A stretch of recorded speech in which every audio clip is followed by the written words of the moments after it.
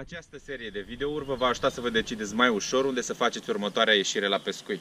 Veți afla toate informațiile despre locația aleasă astăzi pe brațul Chilia. Bine ați venit pe canalul de YouTube Baltacul. Acest video face parte dintr-o serie de prezentări de locuri de pescuit în care voi acoperi atât lacuri sau bălți, cât și locații de pe Dunăre în care ajung eu alături de prietenii mei. Rămâneți alături de mine pentru a afla toate detaliile necesare despre locația aleasă astăzi în zona Cetalchioi pe brațul Chilia. Pentru că socoteala de acasă nu se potrivește niciodată cu socoteala de la piață, am fost nevoit să abandonez prezentarea locației de pe brațul Chilia din zona Cetalchioi. Acolo a intervenit ocolul silvic, nu mai avem acces din dig până la malul Dunării, deoarece au fost defrișate uscăturile, scoase și plantați copaci noi.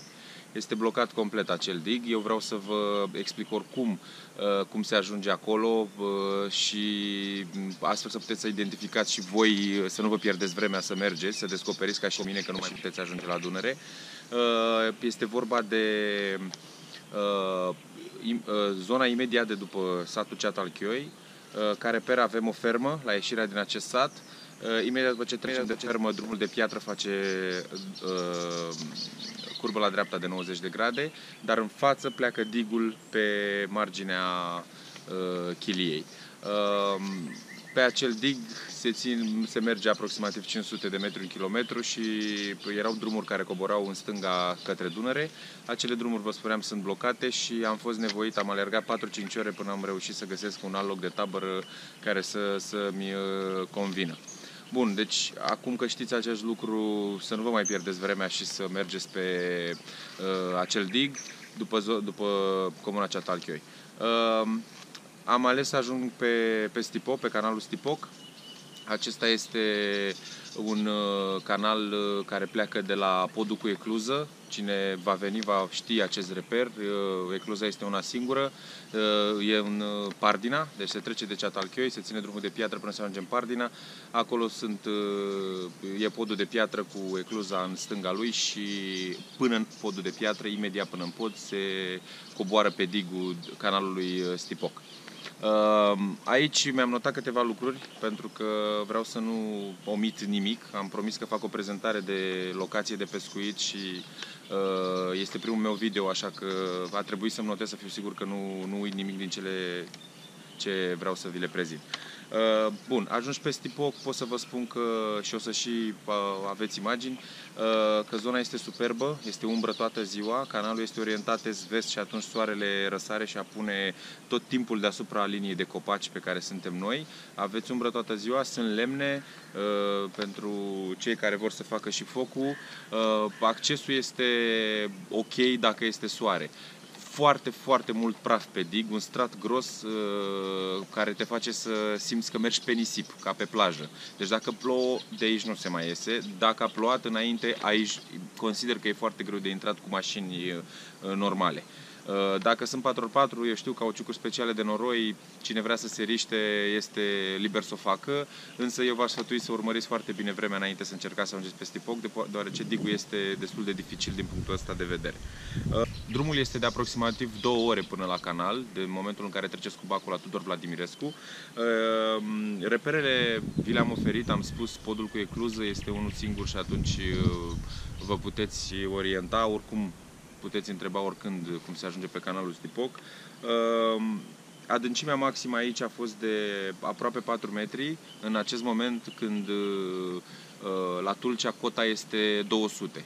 În această perioadă cota a fost 200-210 tot timpul la Tulcea. Asta e reperul meu întotdeauna înainte să plec pe Sfântul Gheorghe sau pe Chilia.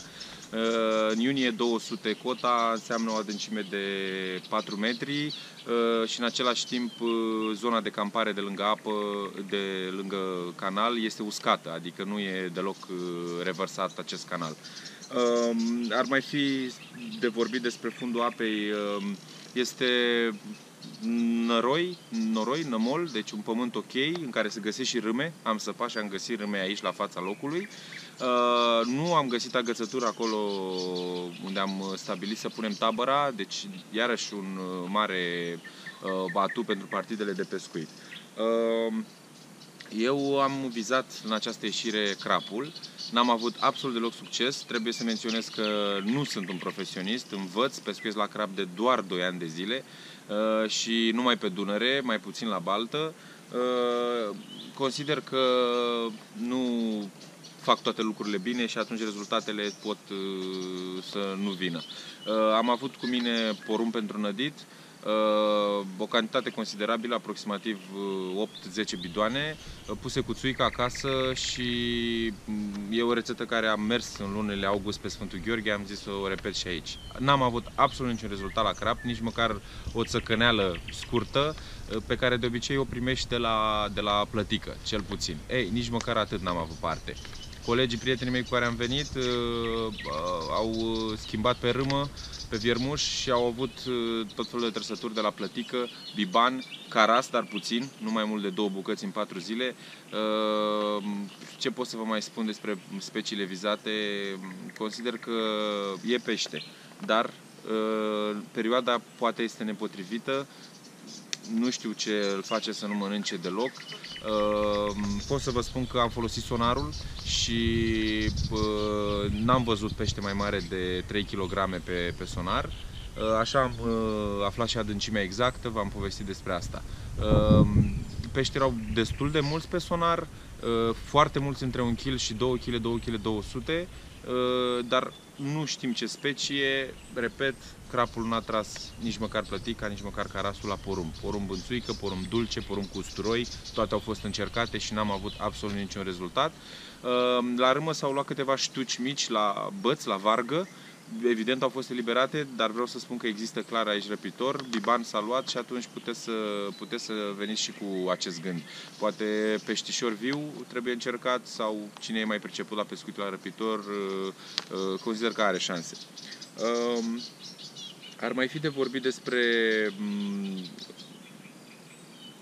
posibilități de cazare cu cortul. Vreau să menționez și lucrul ăsta, se poate pune foarte ușor cortul, umbră este și atunci sunteți acoperiți și din acest punct de vedere.